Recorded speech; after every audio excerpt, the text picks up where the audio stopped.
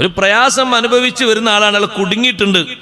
എന്നാ പിന്നെ ഈ മഹാന്മാരുടെ ഒക്കെ ഒരു വാക്ക് മതി, അവരുടെ ഒരു വാക്ക് മതി. അല്ലാഹു തആല അത് സ്വീകരിച്ചു കഴിഞ്ഞു. പിന്നെ അതിന് മാറ്റല്ല, പിന്നെ അങ്ങനെ മാറ്റമില്ല. അങ്ങനല്ലേ മഹാന്മാര്? ചിലത് പറയുമ്പോൾ ആൾക്കാർ പറയും, ഉസ്താദേ അതൊക്കെ ഓവറായിട്ട് പൊക്കി പറയാണ്. അല്ല, ഞാൻ ലോകത്തെ ഏറ്റവും വലിയ മഹാന്മാരെ സംഭവം തന്നെ എടുക്കാം. ഏറ്റവും വലിയ മഹാന്മാരല്ലേ സ്വഹാബിമാര്. അവരുടെ കൂട്ടത്തിൽ വലിയൊരു മഹാനാണ് ബഹുമാനപ്പെട്ട അനസ് ഇബ്നു നളർ റളിയല്ലാഹു അൻഹു. ഇമാം ബുഖാരി തങ്ങൾ സ്വഹീഹിൽ കൊണ്ടുവന്ന ഹദീസാണ്.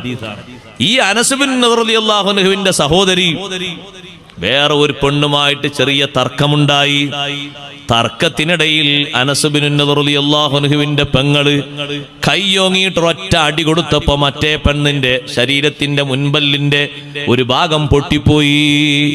ആ പെണ്ണിന്റെ കുടുംബക്കാര് വന്നിട്ട് പറഞ്ഞു, ഖിസാസ് വേണം, പൊട്ടിച്ചത് ഈ പെണ്ണാണ്, അതുകൊണ്ട് പകരം വീട്ടണം. വസ്സിന്ന വിസ്സിന്നി എന്നുള്ള ഖുർആനിൽ പറഞ്ഞല്ലോ, പല്ലിന് പകരം പല്ല്, അതേ കാതിന് പകരം കാത്, മൂക്കിന് പകരം മൂക്ക്. ഇങ്ങനൊക്കെ ഒരു പ്രതിരോധം ഉണ്ടല്ലോ, പ്രതികാരമുണ്ടല്ലോ, ഖിസാസ് വേണം.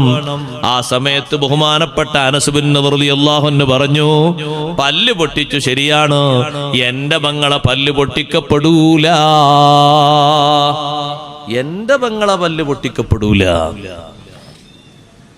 നബി സല്ലല്ലാഹു അലൈഹി വസല്ലമക്ക് എതിരാണോ പറഞ്ഞ വാക്ക്? അല്ല, നിയമം അറിയുന്ന ആളല്ലേ അനസ് ഇബ്നു നളർ റളിയല്ലാഹു അൻഹു. മനസ്സിലെ താല്പര്യമാണ്, മോഹമാണ് പറഞ്ഞത്. എന്റെ പെങ്ങളെ പല്ല് പൊട്ടിക്കപ്പെടൂല. അത് പറഞ്ഞ് തീരുമ്പോഴേക്ക കുടുംബം പറഞ്ഞു, ഞങ്ങൾ മാപ്പാക്കിയിരിക്കുന്നു, പൊട്ടിക്കണ്ട, ഞങ്ങൾ പോവുകയാണ് എന്ന്. അള്ളാഹുവിന്റെ തീരുമാനമാണ് സഹോദരങ്ങളെ. അവരെ നാവ് കൊണ്ട് ഒരു ആശ്വാസത്തിനൊരു വാക്കവര് പറഞ്ഞാൽ അതൊരു പരിഹാരമായി, അതൊരു നിയമമായി. അള്ളാഹുവിന്റെ ഇഷ്ടദാസന്മാരല്ലേ, അള്ളാഹു അത് നടപ്പിലാക്കി കഴിഞ്ഞു.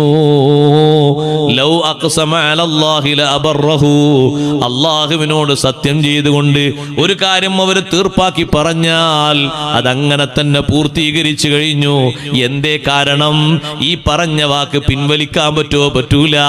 ഇവർ അള്ളാഹുവിന്റെ അടുത്ത ആളുകളാണ്. അള്ളാഹുവിനോട് മനസ്സുകൊണ്ടും ശരീരം കൊണ്ടും നാവ് കൊണ്ടും എല്ലാം കൊണ്ടും അടുത്തവരാണ്.